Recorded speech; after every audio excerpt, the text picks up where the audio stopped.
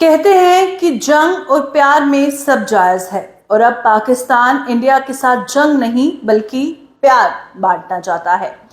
ये कहना है पाकिस्तान के प्राइम मिनिस्टर शहबाज शरीफ का कि अब वो इंडिया के साथ बात करना चाहते हैं और जो इंडिया और पाकिस्तान के बीच में डिस्प्यूट है वो किसी जंग से तो नहीं सुलझ सकते, क्योंकि जो वार है वो किसी चीज़ का ऑप्शन नहीं है।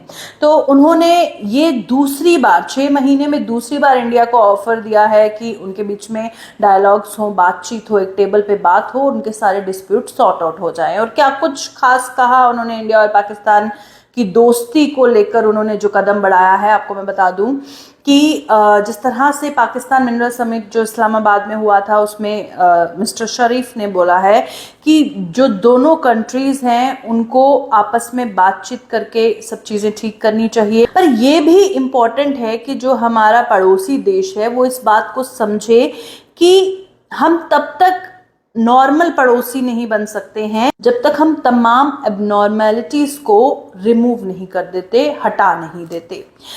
साथ ही उन्होंने ये कहा कि हम किसी के अगेंस्ट नहीं हैं, हम तैयार हैं कि हम अपने पड़ोसी देश से बात करें और सीरियसली हम बात करना चाहते हैं अगर हमारा जो पड़ोसी देश है इंडिया वो भी सीरियस हो कि टेबल पे हम दोनों मिलकर बात करें। और उन्होंने ये भी कहा कि पाकिस्तान एक न्यूक्लियर पावर है, पर एग्रेशन के लिए नहीं बल्कि डिफेंस पर्पसेस के लिए। पर जो पाकिस्तान के प्राइम मिनिस्टर शहबाज शरीफ ने 6 महीने में दूसरी बार ये ऑफर दिया है इंडिया को कि वो एक टेबल पे बातचीत करे, तो इंडियन मिनिस्ट्री है एक्सटर्नल अफेयर्स की, उसकी तरफ से अभी तक इस पर कोई भी रिस्पॉन्स नहीं आया है।